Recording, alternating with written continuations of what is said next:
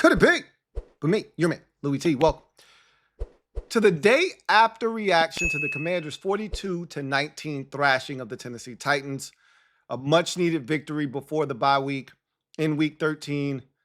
Commanders will be off on their bye in Week 14, and it was desperately needed. But so was this win, and you never really realize how good you've got it until it's gone. I think some of us, and I don't think most of the fan base this applies to, but I think some of the fan base took the winning at the beginning of the season for granted. Like, hey, this is what we're supposed to be doing, and yada, yada, yada. And then the 3-game losing streak comes, and the sky is falling, and you're drowning, and you need someone to save you. You need a life jacket. You need a buoy. You need something to save you from sinking into the abyss, into this quicksand that it felt like we were in. And poof, the Tennessee Titans appear, and boy, they were the antidote for what was ailing this Commanders team as the Commanders take care of business. We're up 21-0 after the first frame, 28-0 early stages of the second quarter. And if not for a Zane Gonzalez missed field goal, I'm not sure that this isn't 31-0 at half.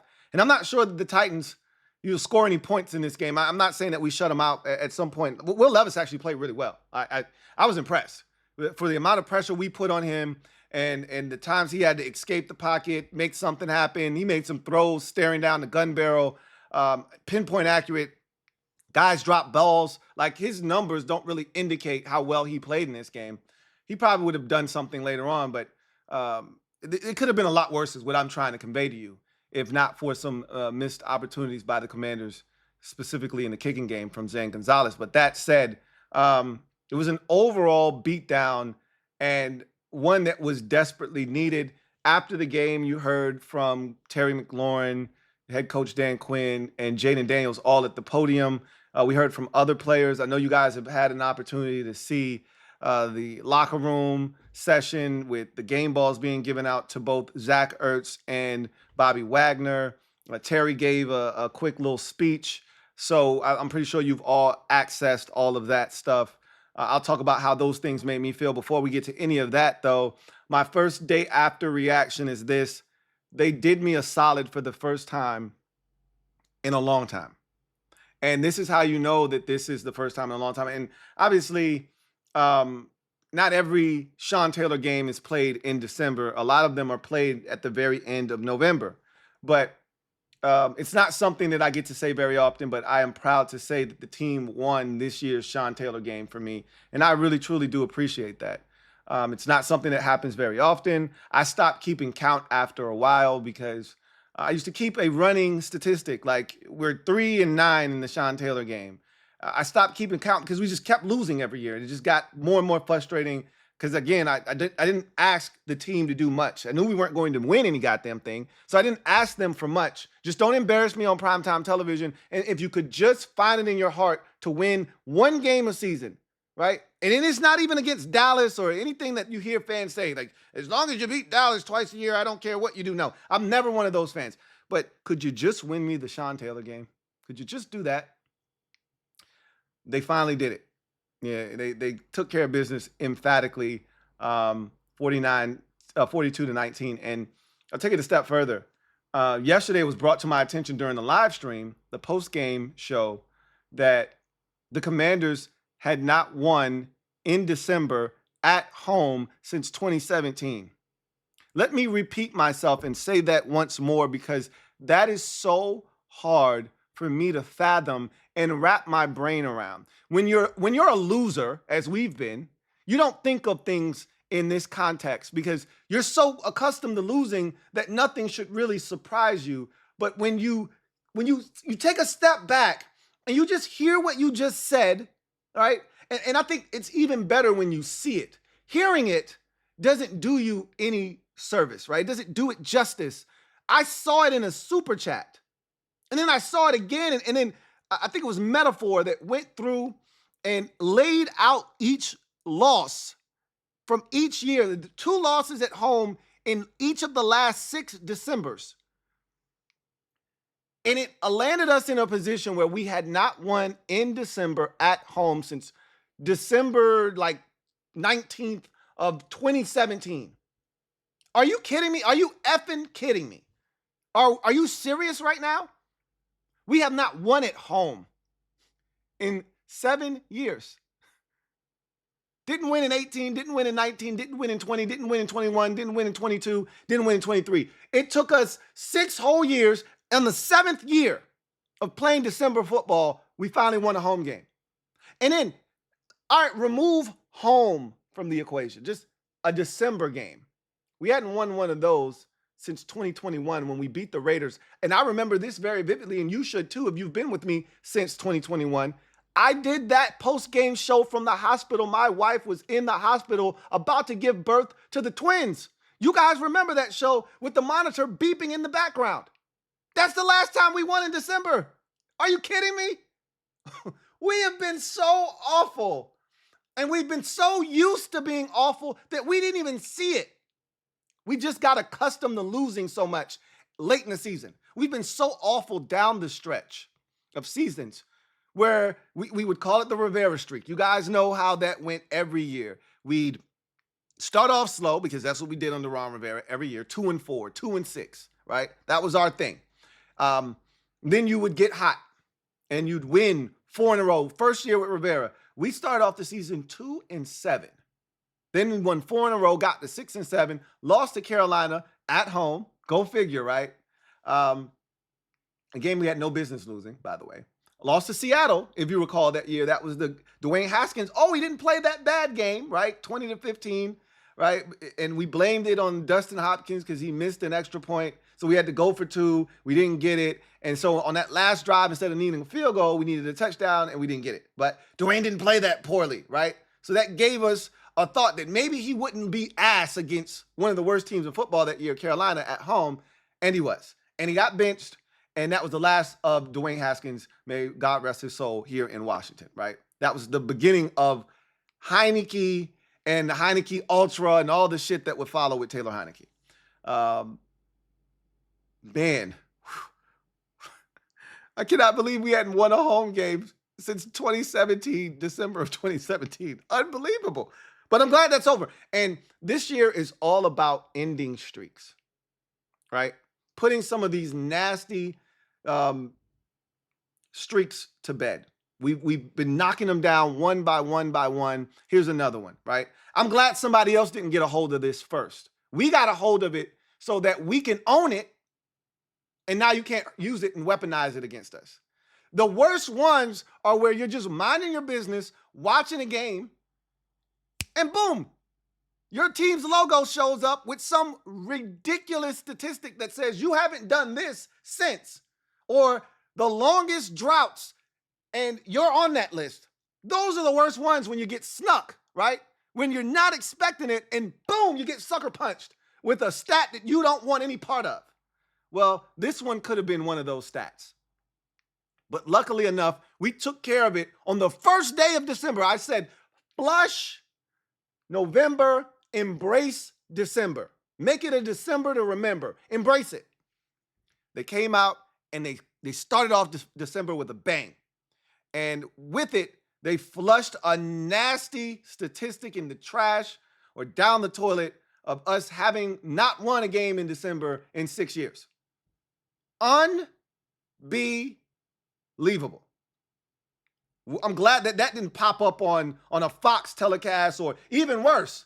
You know, we get flexed on one of these Thursday or Sunday night games. That Atlanta game probably going to end up going to Saturday, which will turn into a primetime game, right? Because that's a if or, you know, if or situation. That week 17 game against the Falcons is an if or situation. If the two teams are good, we'll put you on Saturday if you're playing for something, or if you're not, we'll just let you play on Sunday with everybody else. Well, we're going to be good. The Falcons are going to be fighting for their division, so that's going to be a game that's going to be played on Saturday. I bet you money on that. And I'm so glad that didn't pop up when we play the Falcons, because that, my friends, is what you call nasty. Okay? That is disgusting. So we would have had another opportunity against the Eagles at home in December. But glad that that's behind us. And I'm glad we got the month off to a great start. Glad we snapped that 3-game skid. The next thing up on the docket is haven't won more than 10 games, right? So I haven't won 11 games in a season, in the regular season, since 1991. Hey, let's get off of that list. That's not a good list that you want to be a part of. Then the next thing is, hey, longest playoff drought, right? Playoff win drought. Like, we haven't won a game in the playoffs since 2005. Let's go ahead and get that out of the way while we're at it. Yeah, let's just start knocking shit down, right? A lot of things that we've knocked down this year. Let's continue doing that, right? Let's knock this next one down, which is winning 11 games in a season or more. Haven't done that since 91. So we're on the way, right? We've made things a little bit more interesting than they needed to be by losing to Dallas. But everything that we want, as I said, outside of winning the division, everything that we want is still right there in front of us. And it was good to see this team get back on track yesterday. And, you know, one of my biggest takeaways is this has nothing to do with nothing. I was consuming a lot of the content from last night's win, and I ran into a lot of Titans content. And one of the dudes I came up in the game with is a Titans fan. So, you know, it's nothing for me to check his content out, even when it has nothing to do with us. He actually did the show with me the last time we played the Titans. I had him come on, go behind enemy lines, and he did the show with me, right? So I went over, checked his channel out, you know, just to see what he was doing, how he was feeling about everything. And every Titans fan, every Titans publication, every Titans show that I stumbled in and watched 5-10 minutes of said the same thing, that this was the worst showing by the Titans in recent memory, and by far and away the worst showing this season. This was the worst beatdown that they've had, and it was for a number of reasons. And it made me smile, right, to be the one to do it to somebody, because for a long time it was us who was allowing someone to come in, emasculate us, and us say, well, that was the worst since blank, fill in the blank, and that team leaves here saying, wow, that was fun, right? Dolphins did it to us last year. Cowboys did it to us twice last year, right? I keep going. You know, Giants did it to us last year, where Tommy DeVito has a career day and they scored 31 points. The Giants were incapable of scoring more than 20 most of last year, but yet we let them score 31 points. And Tommy DeVito throw 3 touchdown passes, even though we sacked him like 10 times in the first quarter. Somehow he still managed to throw for almost 300 yards. Like, we were doing incredible shit last year. It was the most incredible display of ineptitude I'd seen in this team since 2019. And it just feels good to finally not be in that category, not be talking about what somebody did to us, but rather us doing that to someone else. And I was just listening to all the Titans, you know, shows, and just listening to them talk about how this team wasn't prepared and how it's poor coaching. And I'm like, damn, I remember that. It was just last year, right? That we were in that same spot. And it was a reminder. And again, this is why you just need to appreciate. Sometimes you need to take a look at somebody else's situation to appreciate your situation even more. Because I think sometimes people get caught up in a bubble of, you know, what this is. And then you get caught up in the NFC East, and you're looking at Philadelphia and what their shit looks like and why our shit don't look like theirs. Well, it's a process. And you just sometimes got to be, and this is, there was this great debate. I don't know how I got mixed up in this. Like, why is somebody adding me? Why am I in this? This comment that somebody made on social media got over probably 70, 80, maybe 100 replies. And that shit is just flooding my timeline. I'm like, I got nothing to do with this. Why am I in this? Why am I added in this so that I'm seeing all the people's responses? I want no parts of this. Leave me out of this shit. Leave my timeline alone. My timeline has done nothing to nobody. All right? If it's Eagles fans coming at me sideways or Cowboys, okay, I deserve that. But I don't want to be entrenched in a debate I have nothing to do with amongst my own fan base. Right? Leave me out of that shit. Leave my timeline out of that shit. And so somebody had brought up a conversation where a fan of the team, the Commanders, after the loss last week to Dallas was like, "Hey, I'm not tripping. You know, we're 7-5. It's an improvement over the 4-13 record we had last year." And somebody took offense to that, saying that's a loser mentality, this, that, and the third. And I get both sides, right? There's no winning that argument. 4-13 was as bad as it got. That was the second worst season. It wasn't worse than 2019. Nothing tops 2019's ineptitude. But we still ended up with the second pick, just like we did in 2019, right? When we ended up having the second pick in the draft in 2020. Same thing happened in 2023. Like, we were equally as bad, but it was worse in 2019. It was worse. The only thing that was a small bright spot was we had Terry McLaurin in 2019. But looking at how bad we were last year and how far we've come this year, 7 wins is effing phenomenal. And it is a vast improvement. And we still, at that time, had 6 games left to play. 5 games left to play. And so that person was kind of going with the mindset of, look, I know you want to be frustrated. 3 losses in a row sucks, including losing to Dallas, who's horrible. But look on the bright side. It could be worse. We are much better than we were last year, and we're heading in the right direction. And the person that, you know, made light of that comment was like, nah, bro, that's a loser mentality. We were 7-2, and context is everything. 7 wins is cool. Again, if you were going back and forth, we started off 7-2. It's not cool to be 7-5. So I get that side of the argument as well. Both sides are right.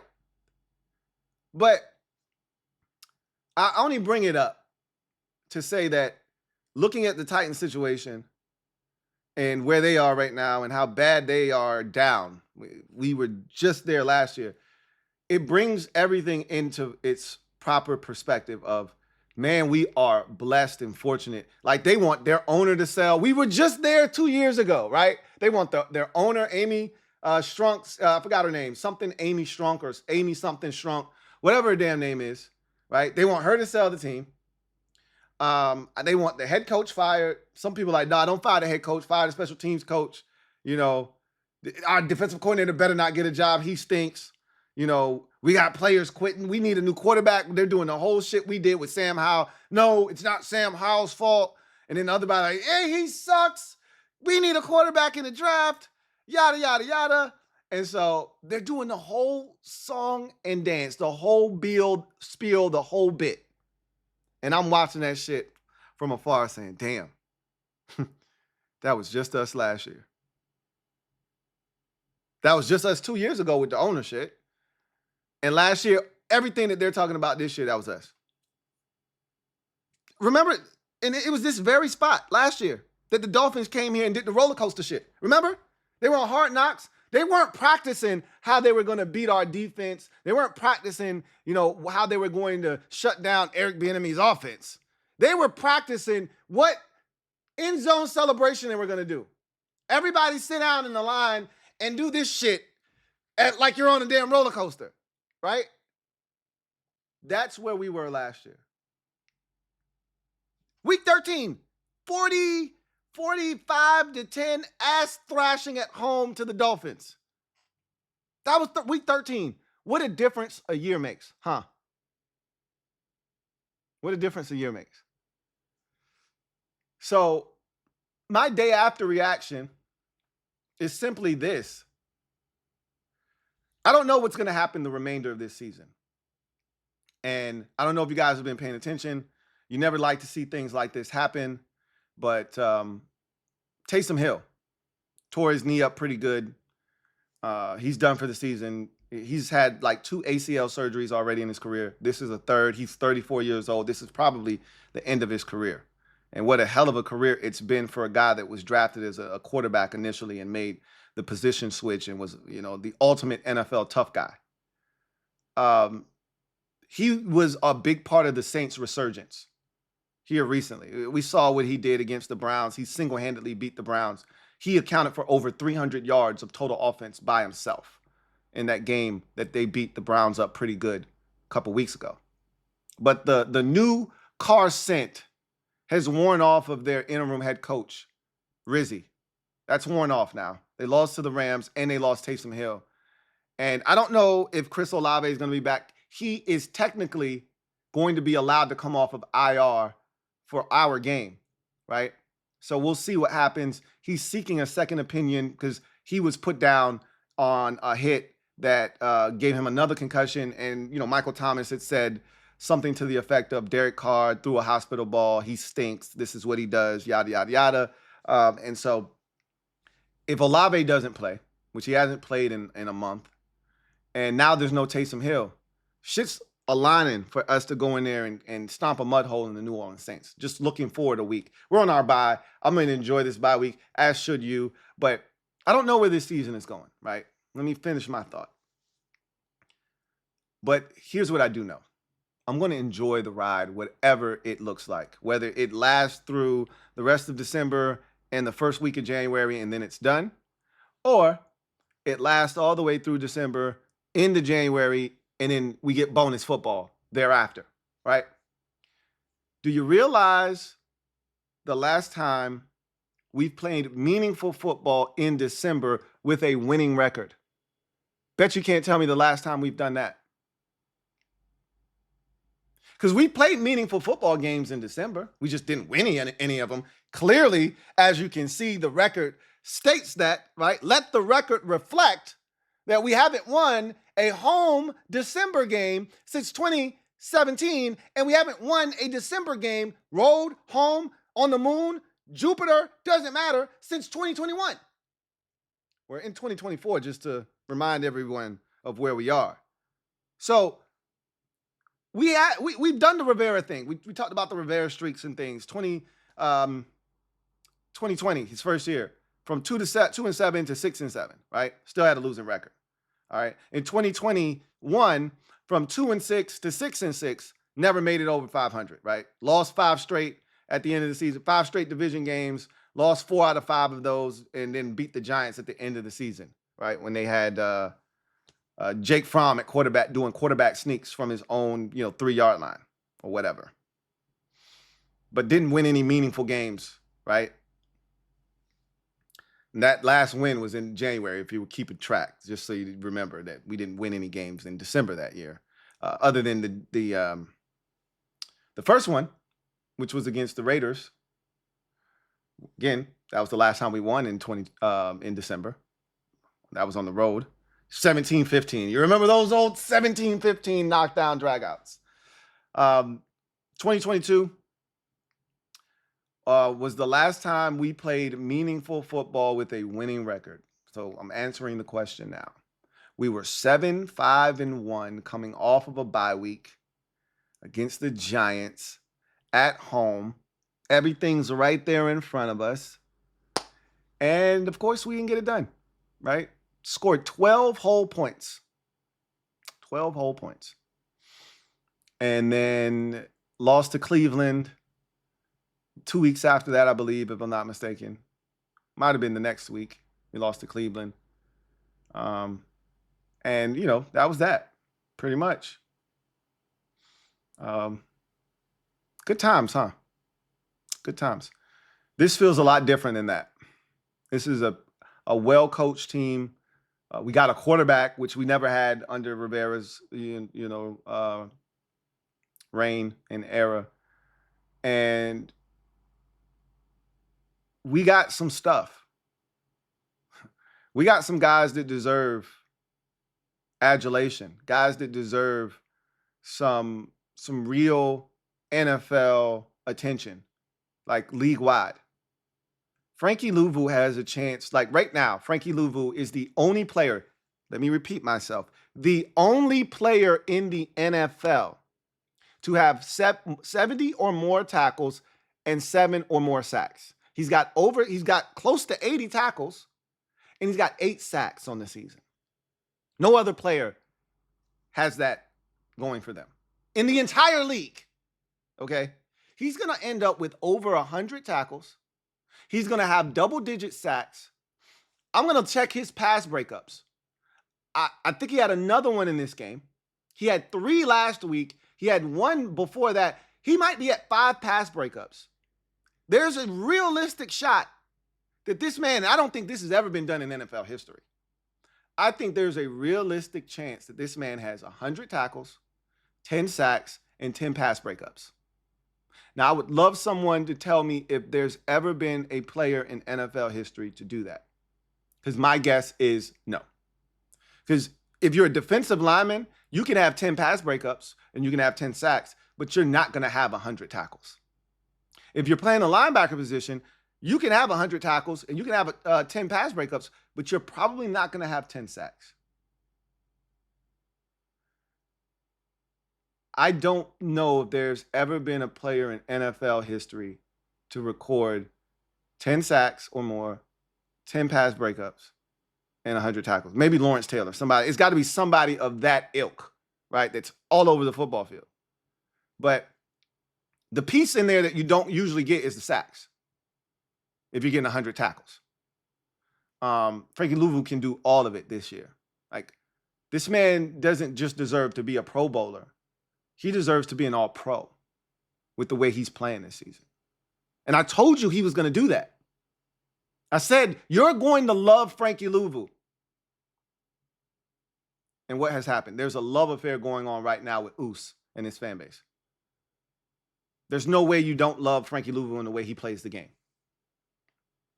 And he's playing out of his gourd. And I said this yesterday during the post-game show, but I know it's hard for some of you to believe because you have to see it first, and I get it. But Marshon Lattimore is actually going to wear a Commander's uniform in week. Again, assuming that everything goes off without a hitch, he's going to wear a Commander's uniform for the first time on a Sunday and actually walk on the field and play in a game wearing our uniform. That's big. That could change a lot of things defensively. A lot of things defensively. The arrow's pointing up. The run game was as dominant as we've seen it. Remember, we're talking about a Titans team that was 1 against the pass, 8 against the run, and 2nd overall in total defense. And the only thing that didn't match up with all of that was the points given up on the season. They were like 21st in points given up or something to that effect. But you have to keep in mind, a lot of that was not their doing. They've had, a block punt go for a touchdown. Will Levis has thrown pick sixes, at least 2 or 3 of them this season. They've had a fumble scooped up and ran for a touchdown. Like, the defense has accounted for a lot fewer points than what they're being charged with giving up. A lot of things have been charged to their account that they're not responsible for.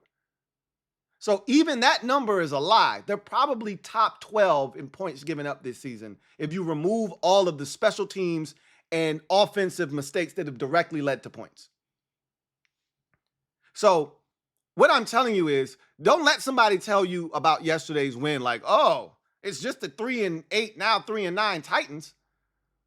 That was the number 2 defense in the NFL, the number 1 pass defense, and the number 8 rush defense. They haven't given up a game like the one we just put up on them since 2017. I think I heard a Titans reporter say they played the Texans 7-8 years ago and got run all over by Lamar Miller and Alfred Blue. What was that, 2015? Some shit like that. This Titans team doesn't get run on. They usually do the running on people when they had Derrick Henry. This doesn't happen to them. They got big Jeff Simmons and a 370-pound behemoth named T'Vondre Sweat. Teams don't run on them. Well, we did. To the tune of 264 yards. 267, I believe, actually. Jaden Daniels, that's the number 1 pass defense. 25 of 30 for 206, 3 touchdowns, 1 interception, and throw, just for good measure, just because we can, throw an extra rushing touchdown up there. That's 4 of them things. We did that to that defense. And yeah, we had great field position, but what happened when we didn't? We put a dude in the fourth quarter who hadn't played a snap the first 3 quarters, and he almost had 100 yards rushing in the game.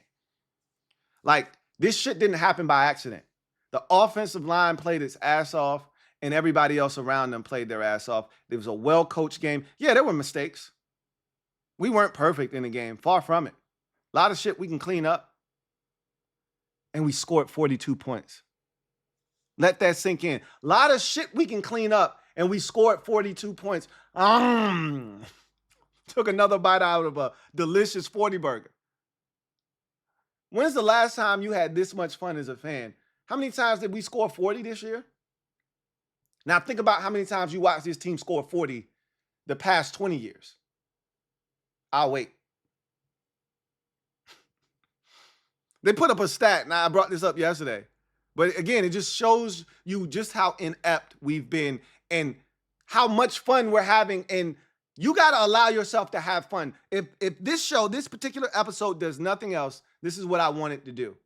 I want you to allow yourself to have fun. That's what I want. Just enjoy this shit, man. Like, don't say you enjoying it. Like, actually, I'm having a blast. Okay?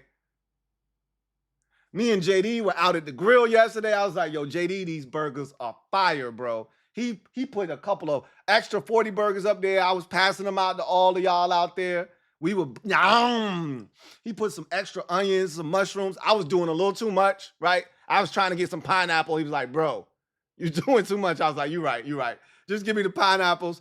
He caramelized those things so perfectly. Like, I put a little guac up there. You don't got to do that. That ain't for everybody, right? Like Joe Wick Jr. said, this ain't for everybody. We going to put our bodies on people in a violent manner. I'm going to put some guac on my burger, and I'm going to destroy it in a violent manner. That ain't for everybody. But it's for me. You know why? Because I'm enjoying myself. So should you. Enjoy this. It'll never feel like this again. You know why? Because after this season, you're going to have real expectations. And guess what? So am I. This is year one of a process that was supposed to take 2 years for us to be in this position that we're in right now. We weren't supposed to be here in year one. We're supposed to be just like the Cardinals and just like the Bucks and all these other teams at 6-6, fighting for our lives to get above 500. That's where we're supposed to be in year one.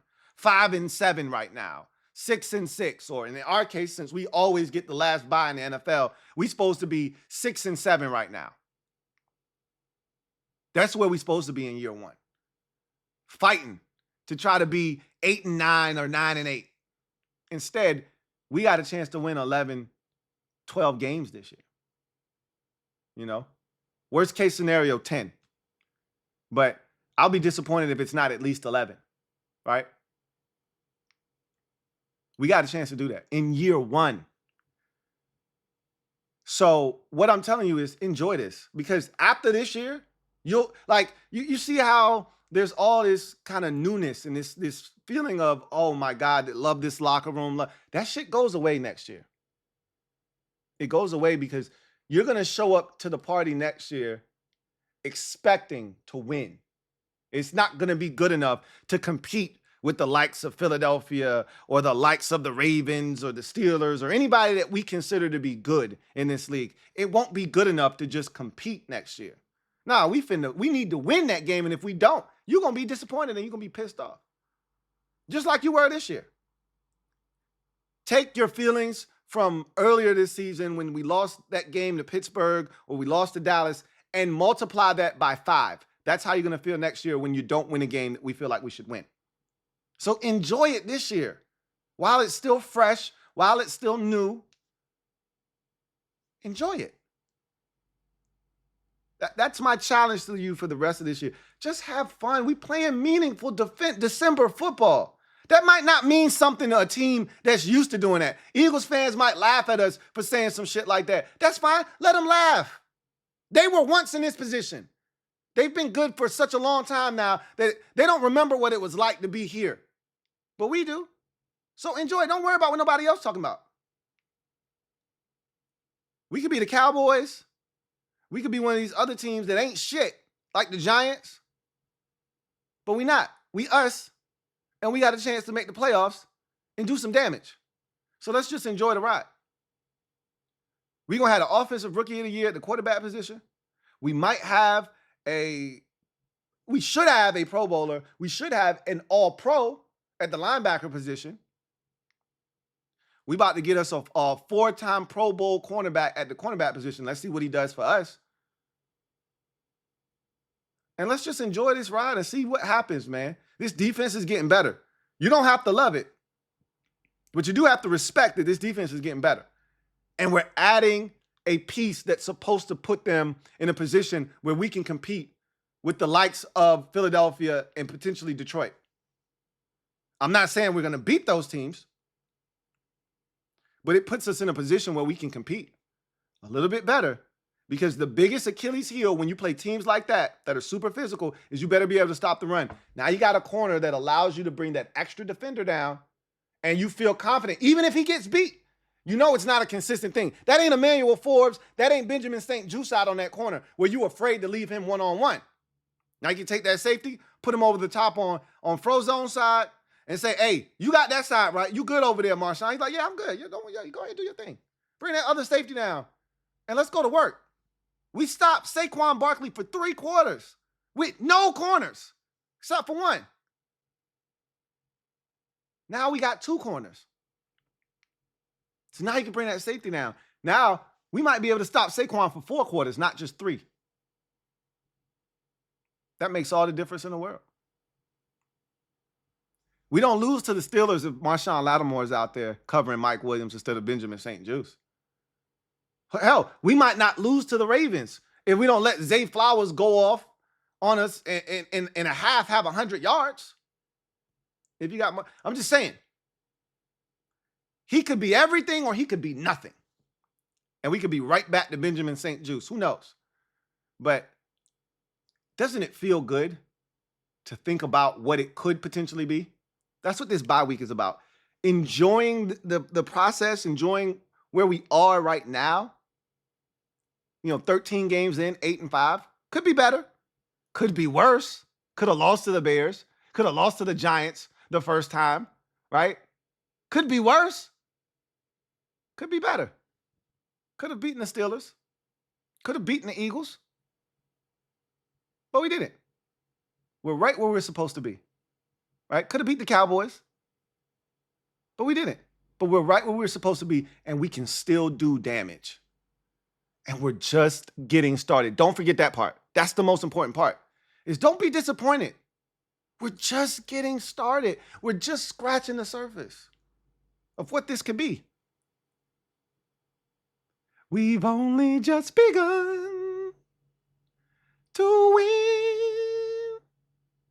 win. We've only just begun. Enjoy it, man. Celebrate. We're not just here. We're back. Y'all cue up the Coming to America. Y'all know what it is. Randolph. We're back. He said, Randolph. I'm still not speaking to you, Mortimer. He says, look, Mortimer, we're back. We back. And we ain't going nowhere. And they're going to have to deal with us. Either it's going to be this year they got to deal with us, or next year and the next decade to come. But let's just enjoy whatever happens this year. We still got the Eagles one more time. I'm looking forward to that. But before we get to that, we got the Saints. Let's take care of business there. Continue to put a stranglehold on this last wild card. See if we can't advance up the ladder a little bit. You know what would be nice? Eagles more likely than not are going to end up with the 2 seed, right? That's what it feels like, because you look at the other 2 division winners, they're not even close to the top 2 division winners in the Lions and the Eagles. So Lions and Eagles are going to be 1 and 2. It's just a matter of who's going to be 1 and get that first round bye and all that good stuff. But we asked for 2 things before the season started, did we not? Or 1. in particular. And now I'm going to add another thing to the list. And this is the last thing, and we'll get out of here after this. We asked for Ben Johnson's head on a stick. Did we not say, I would love to play Detroit in the playoffs and beat Ben Johnson's ass? That I rescind that statement. I don't think I want any parts of the Lions, right? But if we end up with the 7th seed, which if Minnesota keeps winning and Green Bay keeps winning, we're going to end up with the 7th seed more likely than not if we keep winning, right? And you're either getting the Lions or you're getting the Eagles. Yeah, we asked for the Lions. Be careful what you wish for. You just might get it, all right? Be careful what you ask for.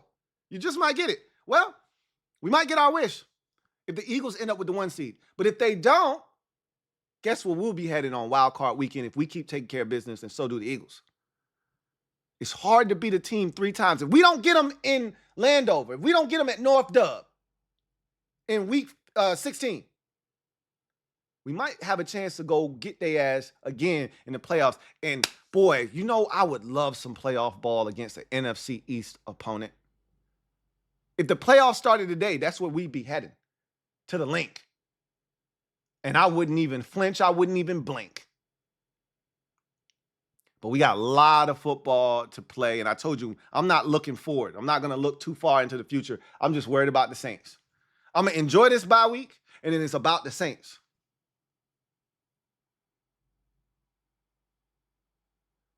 But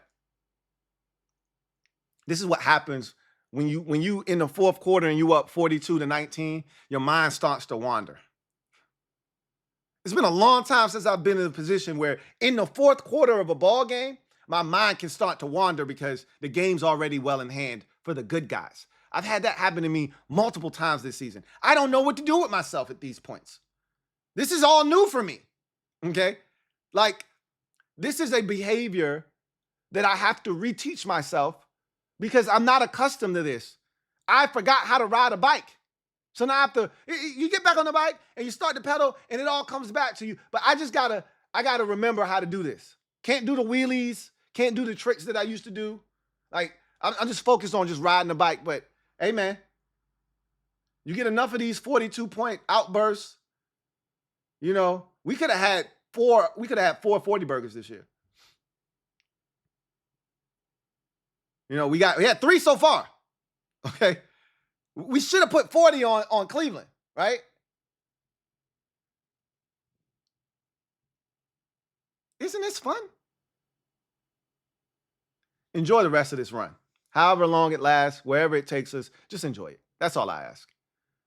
That's going to do it for me, your man Louie T, here on the day after the Commanders smash the Tennessee Titans 42-19, head into their bye week with good feelings. Happy feelings in the air.